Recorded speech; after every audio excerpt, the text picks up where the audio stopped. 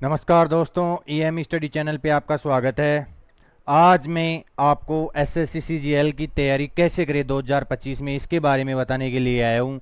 ठीक है, क्योंकि एसएससी ने अपना 2025 का कैलेंडर जारी कर दिया है। ठीक है, तो पहले ये एसएससी सीजीएल 2025, ठीक है, 2025 की तैयारी कैसे करें।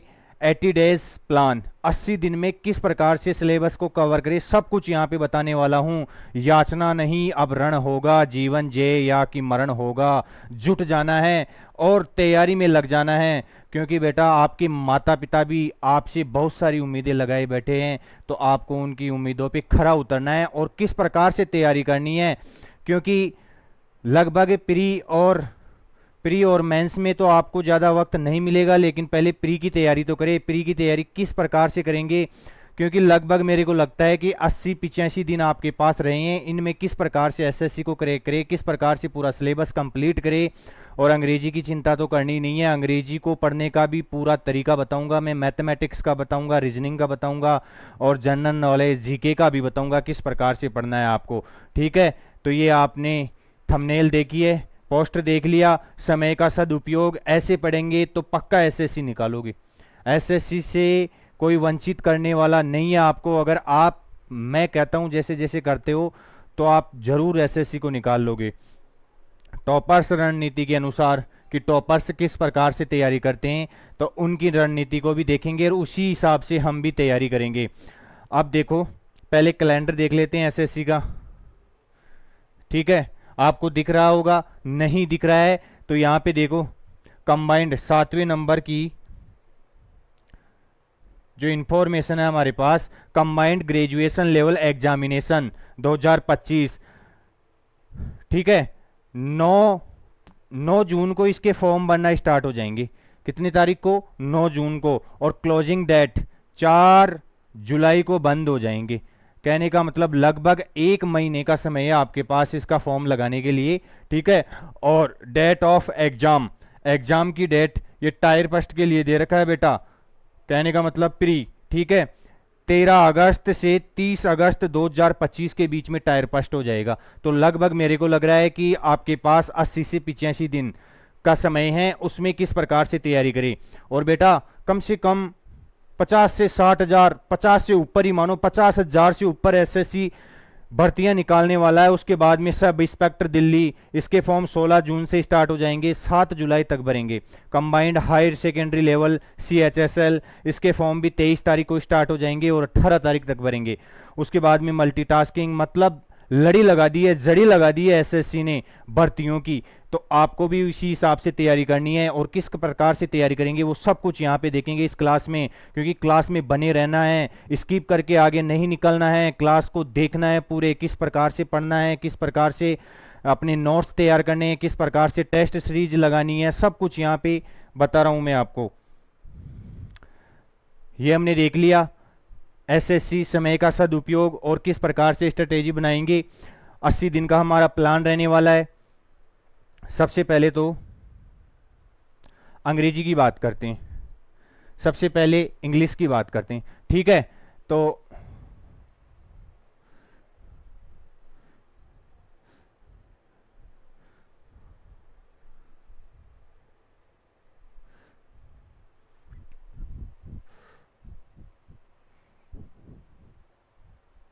इंग्लिश, इंग्लिश में आपके एक तो ग्रामर वाला सेक्शन रहेगा, एक वोकेबलरी वाला सेक्शन रहेगा और एक रीडिंग कॉम्प्रिहेंशन रहेगा। ठीक है, इसको 3 पार्ट में बांट लेते हैं अपन।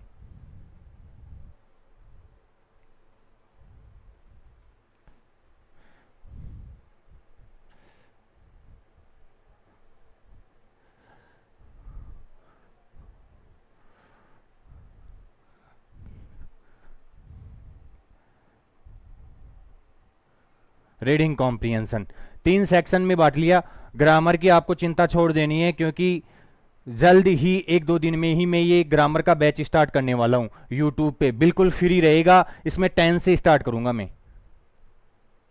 वैसे नाउन से स्टार्ट करने में था, लेकिन नाउन को ड्रॉप करके अभी 10 से स्टार्ट करेंगे। 10 से पढ़ेंगे, क्योंकि 10 के बाद में एक्टिव पैसिव पढ़ेंगे, डायरेक्ट इनडायरेक्ट पढ़ेंगे और फिर पार्ट ऑफ स्पीच पढ़ेंगे, और जो भी बचा हुआ है सब कुछ यहाँ पे इस बैच में कंप्लीट करेंगे हम। वोकेब के लिए मैंने पहले से ईडीएम का बैच चला रखा है, इससे बाहर कुछ भी नहीं आने वाला है। ए टू जेड ईटीएम है, ए टू जेड, ठीक है। इनसे बाहर कुछ भी नहीं आएगा, सब कुछ यहां पे देखने को मिल जाएगा। वन वर्ड का बैच भी चला रहा हूं मैं, वन वर्ड लगभग 51 क्लास में ईडीएम का सुपड़ा साफ कर देंगे। बेटा किसी को लग रहा है कि 51 क्लास तो ज़्यादा हो जाएगी, ज़्यादा नहीं है, क्योंकि मैं क्लास कम समय की ले रहा हूँ, 5-7 ईडीएम ही करवा रहा हूँ, ठीक है। और मैंने पहले से ही स्ट्रेटेजी बना रखी है, मेरी खुद की रणनीति बना रखी है कि मेरे को ईडीएम कितनी क्लास में ख़त्म करना है, 51 क्लास में ख़त्म करना है। और ये पैरेलल चलेगी सब कुछ, इसके साथ में वन वर्ड भी चलेगा, वन वर्ड के साथ में फ्रेजल वर्ब्स भी चलेगी, सब कुछ चलेगा, ठीक है। और इसका भी सुपड़ा साफ करेंगे हम 51 क्लास में, सब कुछ समाप्त कर देंगे। ये भी ए टू जेड रहने वाले हैं, ए टू जेड। वन वर्ड भी ए टू जेड करेंगे, फ्रेजल वर्ब,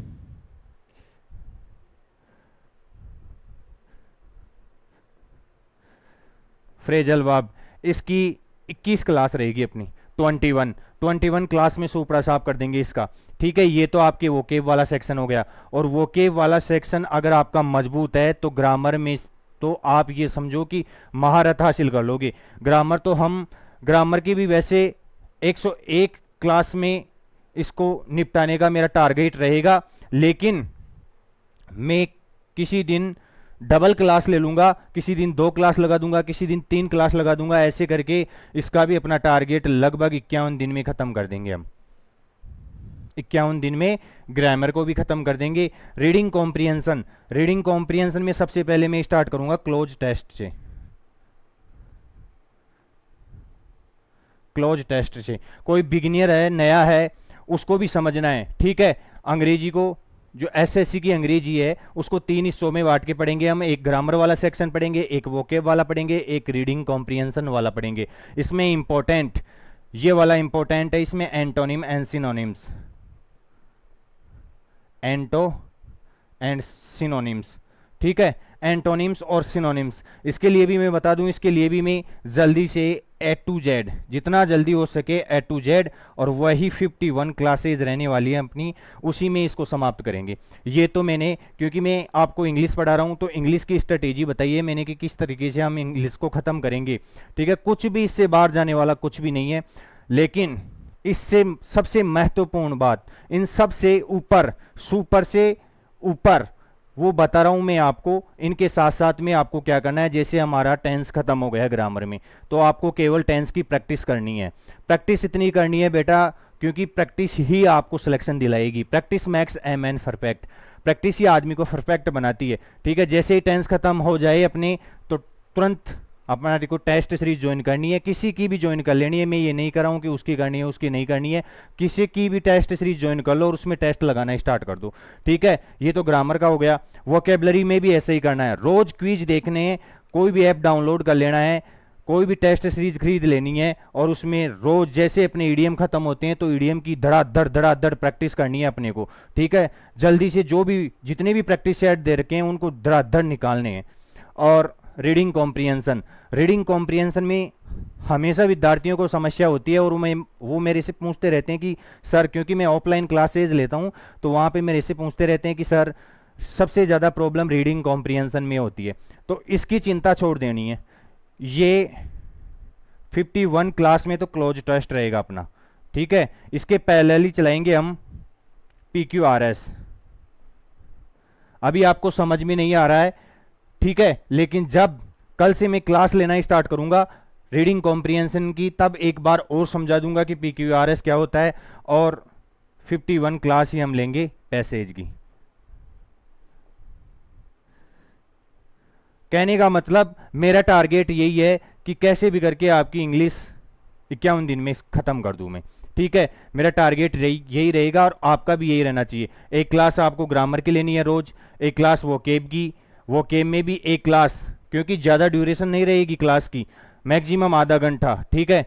ईडीएम की क्लास देखनी है, वन वर्ड की क्लास देखनी है, फ्रेजल वर्ब की क्लास देखनी है। ये इंपॉर्टेंट सेक्शन है, क्योंकि अगर ये मजबूत है तो मेरे को ये लगता है कि आपके ये सहायता करेगा क्लोज टेस्ट में इनमें, ठीक है। फिक्स्ड प्रीपोजिशन वगैरह वो ग्रामर का पार्ट है, लेकिन फ्रेजल वर्ब से एसएससी में पिछले कई सालों से बहुत अच्छे क्वेश्चन पूछे जा रहे हैं, ठीक है। तो इनको भी हम तैयार करेंगे। और एंटोनिम सिनोनिम्स, कहने का मतलब 1.5 घंटे की समथिंग ये तीनों चारों की क्लास हो जाएगी अपनी। तो 1.5 घंटा इनको देना है, 1 आध घंटा इनको देना है, 2.5 और 1 घंटा इनको देना है। 3.5 घंटे तो अंग्रेजी को देना ही देना है, इतना तो आपको करना ही पड़ेगा, ठीक है। ये तो मैंने बता दिया कि सिलेबस कैसे कवर करेंगे हम। अब मैं आपको जो पढ़ाने जा रहा हूं, ये कैलेंडर मैंने आपको बता दिया। ये आज का अपना क्लास के बारे में हो गया कि किस प्रकार से हमारी को एसएससी की तैयारी करनी है। ये मैंने इंग्लिश के बारे में बता दिया आपको, ग्रामर किस तरीके से तैयार करेंगे, वोकेब किस तरीके से तैयार करेंगे, रीडिंग कॉम्प्रिहेंशन किस तरीके से तैयार करेंगे। इससे आगे ये देखो बेटा, ये क्लास चल रही है अपनी इडियम फ्रेजेज की, ठीक है। इसमें 2 क्लास में ले चुका हूं। ये रोज डेली वोकेब, रोज आपको क्लास मिलेगी, लगभग 20 या 30 मिनट के समथिंग क्लास रहेगी। ये 20-25 मिनट की हो सकती है, इनसे बाहर कुछ भी नहीं जाएगा, क्योंकि इनमें कहाँ से इडियम निकल के आए हैं, कैसे इडियम के रूप में प्रयोग लाए जा रहे हैं, उत्पत्ति बता रहा हूँ, कहानियों के द्वारा याद करवा रहा हूँ, कुछ भी नहीं छूटने वाला है। तो ये अपनी इडियम की क्लास हो गई। ये 1 वर्ड की क्लास हो गई अपनी, ठीक है। ये 1 वर्ड हो गई। वो केब का भंडारा क्लास 1, ठीक है। ये कल से आपको रोज मिलना स्टार्ट हो जाएगी। इसका समय मैं बता दूंगा आपको कब क्लास मिलेगी। 1 वर्ड सब्स्टिट्यूशन, इस क्लास से बाहर एक शब्द नहीं आने वाला, और ये गारंटी है नहीं आएगा, क्योंकि पहले ही बता दिया है मैंने, याचना नहीं अब रण होगा। बेटा रण में कूदना है तो रण में तो लड़ाई ही लड़नी है, सबको पूरी भीड़ को चीर के आगे निकलना है। तो रोज अगर ये क्लास देखते हो आप, रोज ये क्लास देखते हो, तो ये गारंटी है इस क्लास से बाहर एक शब्द भी नहीं आएगा। वो मैं किस तरीके से करवाऊंगा आपको ये भी देख लो। रूट वर्ड के जरिए और कोई ट्रिक्स होती है तो उस ट्रिक्स के द्वारा, दोनों के द्वारा बताऊंगा मैं। रूट वर्ड क्या होते हैं सब कुछ क्लास में बताऊंगा मैं, इंट्रोडक्टरी क्लास लूंगा, क्योंकि आज तो मैं केवल आपको स्ट्रेटेजी बताने आया हूं कि किस तरीके से अपने को 80 दिन में सिलेबस खत्म करना है और एसएससी की तैयारी करनी है। ये 1 वर्ड का हो गया। ये फ्रेजल वर्ब, ये फ्रेजल वर्ब हो गई अपनी, ठीक है। सभी के लिए bank, SSC, CGL, CPO, CHSL, MTS, कुछ भी कोई भी एग्जाम नहीं छूटेगा जिसमें फ्रेजल वर्ब आती है। इस क्लास से बाहर कुछ भी नहीं जाएगा, इस बार परीक्षा में कुछ भी नहीं आएगा, ठीक है। इससे बाहर कुछ भी नहीं आएगा, इस क्लास से ही देखने को मिल जाएगा। और बेटा वैसे फ्रेजल वर्ब बहुत सारी होती है, लेकिन मैंने क्या किया है, मैंने देखा है कि प्रीवियस ईयर में कौन सी ज़्यादा रिपीट हो रही है फ्रेजल वर्ब, वो, और मेरे को लगता है कि ये एक्सपेक्टेड है, ये आ सकती है, तो उनको दोनों को शामिल किया। फिर भी अगर कोई बाहर आती है तो आप करने के योग्य हो जाओगे, इतना काबिल बना दूंगा मैं आपको इस बैच में, ठीक है। फ्रेजल वर्ब ये क्लास 1 कल से आपको मिलना स्टार्ट हो जाएगी। ये फ्रेजल वर्ब के बारे में हो गया। ये एसएससी का कैलेंडर हो गया अपना। ये रीडिंग कॉम्प्रिहेंशन, रीडिंग कॉम्प्रिहेंशन, ठीक है। रीडिंग कॉम्प्रिहेंशन का भी डर खत्म, सॉल्व करने की बेस्ट अप्रोच बताऊंगा मैं। पहले स्ट्रेटेजी बताऊंगा कि रीडिंग कॉम्प्रिहेंशन क्या होता है, किस प्रकार से रीडिंग कॉम्प्रिहेंशन सॉल्व करेंगे, सब कुछ यहाँ पे देखने को मिलेगा with tips and tricks. Tip और ट्रिप्स के साथ में SSC, bank, CDS, DSSB with previous year questions, इसमें पूरे प्रीवियस ईयर क्वेश्चन शामिल होंगे।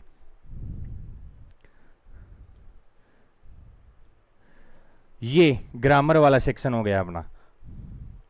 ये किसका सेक्शन हो गया, ग्रामर का सेक्शन हो गया, ठीक है। इसमें सबसे पहले टेंस से स्टार्ट करेंगे, क्योंकि मेरे को लगा कि सबसे पहले टेंस बताना जरूरी है।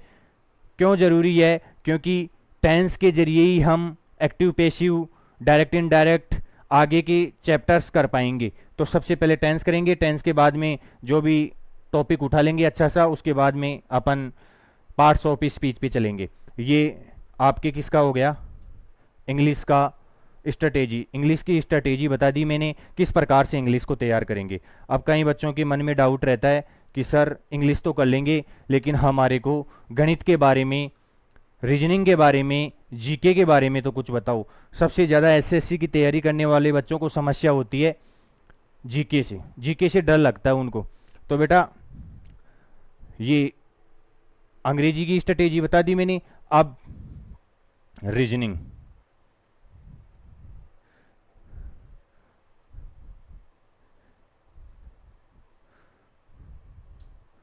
रीजनिंग रीजनिंग का ये मसला रहता है कि रीजनिंग अगर जिसकी मैथमेटिक्स अच्छी है ना, वो रीजनिंग में आराम से, जैसे प्री में 25 क्वेश्चन आता है तो 20 क्वेश्चन सोल्व करने के काबिल होता है, क्योंकि ये तर्क के आधार पे चलती है बेटा, खुद की बुद्धि भी काम में ली जाती है इसमें, ठीक है। और कुछ एक चैप्टर ऐसे होते हैं, जैसे सीरीज वाला चैप्टर हो गया, अल्फ़ाबेट्स वाले चैप्टर हो गए, अल्फ़ाबेटिकल सीरीज हो गई, ऐसे चैप्टर होते हैं जो फ्री के नंबर दे के जाते हैं आपको, ठीक है। फ्री का कहने का मतलब ये, थोड़ी प्रैक्टिस करोगे ज़्यादा नंबर मिल जाएंगे।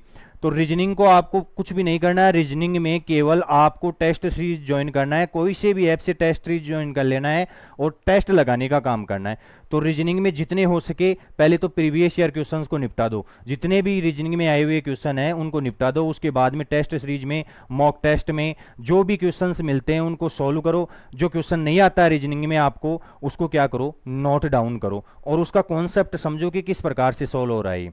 ये सबसे बेस्ट तरीका है रीजनिंग को करने का। तो मेरे को नहीं लगता है कि रीजनिंग में ज़्यादा कुछ बताने की ज़रूरत है। रीजनिंग में आप समझते हो, आप जानते हो किस प्रकार से तैयार करना है, टेस्ट सीरीज सब ज्वाइन करनी है और सबसे ज़्यादा टेस्ट लगाने, क्योंकि रीजनिंग टेस्टों के द्वारा ही तैयार होगी आपकी। अब बेटा रीजनिंग के अगर कॉन्सेप्ट पढ़ने के लिए लग जाए ना, तो अपने, मेरे को ये लगता है कि 80 दिन में तो कुछ भी तैयार नहीं होगा, केवल रीजनिंग ही तैयार होगी। तो रीजनिंग की सबसे बेस्ट अप्रोच यही रहेगी अपनी। रीजनिंग को किस तरीके से सोल्व करेंगे, रीजनिंग के लिए टेस्ट सीरीज ज्वाइन करेंगे और टेस्ट सीरीज ज्वाइन करने से जो भी प्रीवियस ईयर क्वेश्चन है वो सोल्व हो जाएंगे अपने, और जो भी आने वाले एक्सपेक्टेड क्वेश्चन है, क्योंकि टेस्ट सीरीज में बेटा मॉक टेस्ट में क्या करते हैं, अच्छे अच्छे क्वेश्चन डालते हैं, उनमें हाई लेवल भी होता है, लो लेवल भी होता है, सब कुछ होता है। अगर आप टेस्ट सीरीज ज्वाइन करके रीजनिंग में प्रीवियस ईयर क्वेश्चंस और एक्सपेक्टेड क्वेश्चंस की प्रैक्टिस कर रहे हो, तो रीजनिंग वहां से तैयार हो जाएगी अपने को। रीजनिंग में ज़्यादा कुछ नहीं करना है, ठीक है। अब आगे चलते हैं, मैथमेटिक्स, मैथ। मैथ एक प्रैक्टिकल सब्जेक्ट है, ठीक है, और मैथ का सिलेबस थोड़ा लंबा चौड़ा भी है। आपको क्या करना चाहिए, मैथ में दो सेक्शन होते हैं, एक तो होता है अर्थमेटिक वाला और एक एडवांस वाला। तो आपको सबसे पहले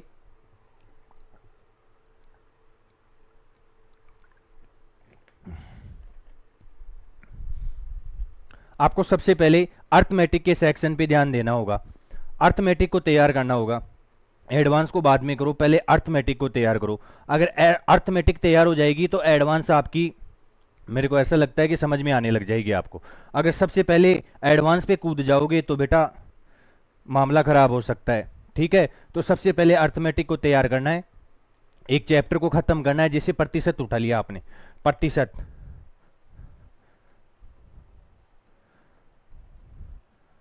प्रतिशत ले लिया, तो प्रतिशत के क्या करने हैं, सारे कॉन्सेप्ट देखने, जितने भी टाइप्स के क्वेश्चन बन सकते हैं उतने टाइप्स देखने हैं और चैप्टर वाइज प्रैक्टिस करनी है। ऐसा ऐप में अगर कोई टेस्ट सीरीज ज्वाइन कर रहे हो आप, तो ऐसी टेस्ट सीरीज को ज्वाइन करना है कि उसमें चैप्टर वाइज प्रैक्टिस भी हो। परसेंटेज को तैयार करो, इनके जितने भी कॉन्सेप्ट है वो तैयार करो, सब कुछ तैयार करो, इसमें कुछ भी छूटना नहीं चाहिए। इतनी तैयारी करनी चाहिए कि एक दो दिन में कॉन्सेप्ट तैयार करके कम से कम इस चैप्टर से प्रतिशत से 200-300 क्वेश्चंस की प्रैक्टिस करनी है अपने को, मॉक टेस्ट के जरिए, चैप्टर वाइज हो जाए, कैसे भी करनी है, लेकिन इतनी तो करनी ही है, ठीक है। तो इसमें यही रहेगा कि एक एक टॉपिक को समाप्त करेंगे। सबसे पहले अर्थमेटिक पे जाएंगे, अर्थमेटिक को समाप्त करेंगे, अर्थमेटिक में एक चैप्टर उठाएंगे, एक चैप्टर के पूरे कॉन्सेप्ट देखने के बाद में उसको खत्म करके उसमें चैप्टर वाइज प्रैक्टिस करेंगे, फिर सेक्शनल प्रैक्टिस करेंगे और फिर फुल मिक्स्ड प्रैक्टिस करेंगे, सबकी एक साथ प्रैक्टिस करेंगे, फिर फुल मॉक टेस्ट लगाएंगे, ठीक है। तो ये मैथमेटिक्स का तरीका हो गया। फिर एडवांस पे आएंगे हम, एडवांस के एक एक टॉपिक तैयार करेंगे। जिस प्रकार से अर्थमेटिक के चैप्टर तैयार कर रहे हैं उसी प्रकार से एडवांस के चैप्टर तैयार करेंगे और फिर उसी प्रकार से उनके टेस्ट सीरीज ज्वाइन करके टेस्ट लगाएंगे। क्योंकि बेटा जब तक प्रैक्टिस नहीं करोगे तब तक कुछ नहीं होने वाला। रीजनिंग और मैथमेटिक्स में सबसे ज़्यादा प्रैक्टिस करने की ज़रूरत है आपको, सबसे ज़्यादा प्रैक्टिस करने की ज़रूरत किस में है, मैथमेटिक्स और रीजनिंग में, क्योंकि English is a language not a subject, ठीक है, मैथमेटिक्स की तरह इंग्लिश कोई सब्जेक्ट नहीं है कि मैं आपको बता दूं कि इस तरीके से आप कॉन्सेप्ट तैयार करो आपके क्वेश्चन सॉल्व हो जाएंगे। इंग्लिश में ज़्यादा पढ़ने की ज़रूरत है, कॉन्सेप्ट ज़्यादा देखने की ज़रूरत है, इंग्लिश को ज़्यादा समय देंगे हम, ठीक है। रीजनिंग को थोड़ा कम देंगे, रीजनिंग में केवल प्रैक्टिस करेंगे, ठीक है, और मॉक टेस्ट लगाएंगे। और मैथमेटिक्स में एक एक टॉपिक को तैयार करेंगे, उनसे पहले चैप्टर वाइज प्रैक्टिस करेंगे, फिर सेक्शनल प्रैक्टिस करेंगे, और उसके बाद में फिर फुल मॉक टेस्ट लगाएंगे। ये अपना मैथमेटिक्स का तरीका रहने वाला है। अर्थमेटिक किस तरीके से तैयार करनी है, एडवांस किस तरीके से तैयार करनी है, सब कुछ अरेंज करेंगे, उसी के अनुसार एक एक चैप्टर उठा लेंगे और पूरी मैथमेटिक्स को समाप्त कर लेंगे। ये मैथमेटिक्स का हो गया। अब लास्ट और इंपॉर्टेंट, ठीक है, जिसका फोबिया एसएससी वाले बच्चों के होता है, सामान्य ज्ञान।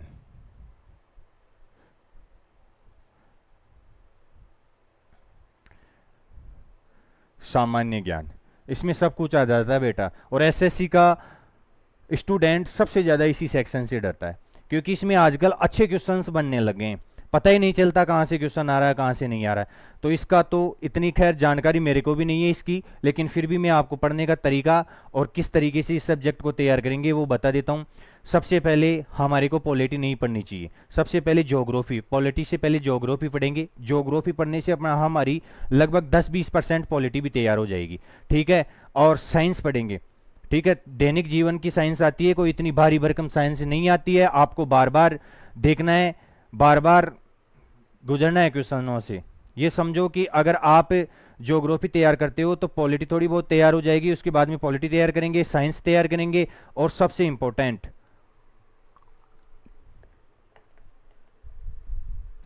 Static GK. क्योंकि मैंने देखा है कि पिछले कुछ सालों से सामान्य ज्ञान में, जनरल नॉलेज में, जीके में क्या हो रहा है कि स्टैटिक जीके से ज़्यादा क्वेश्चंस पहुंच रहे हैं। तो स्टैटिक जीके को या तो एक मार्केट से बेस्ट किताब ले आनी है, उससे तैयार कर लेना है, या कोई यूट्यूब पे इन पे कोई लेक्चर मिलते हैं आपको स्टैटिक जीके के, तो वहाँ से उन लेक्चर्स को देख के आप स्टैटिक जीके को तैयार करोगे। अपने हाथों से नोट्स बनाओगे स्टैटिक जीके का तो बेटर रहेगा, ठीक है। स्टैटिक जीके पे ज़्यादा ध्यान देने की ज़रूरत है, और उससे भी इंपॉर्टेंट है करंट अफेयर। करंट अफेयर का ये बना लो कि मेरे को 3 महीने तो रोज़ किसी न किसी टीचर से जुड़े रहना है, और रोज़ उसकी करंट अफेयर की क्लास लेनी है, हाथ से नोट डाउन करना है, क्योंकि बेटा हम खुद के हैंड रिटन नोट्स होते हैं अपने पास, तो वो ज़्यादा बेटर रहते हैं, क्योंकि ज़्यादा जैसे लिखते हैं तो 10-20% तो अपने सुनने से याद हो जाता है, 10-20% लिखने से याद हो जाता है। तो अगर 1-2 बार रिवीजन भी कर लेते हैं तो हमारा करंट अफेयर भी तैयार हो जाता है। ये 3 महीने तो अपने को साथ साथ रोज डेली के करंट अफेयर लेने हैं, और उसके अलावा पिछले कम से कम 1-1.5 साल का करंट अफेयर देखना है अपने को। पीछे वाले लेक्चर भी किसी भी टीचर को पकड़ना है, मैं ये नहीं कर रहा हूँ कि ये बेस्ट है ये नहीं है, आपको किसी भी टीचर को पकड़ना है और उसके अनुसार अपनी स्ट्रेटेजी बनानी है, ठीक है।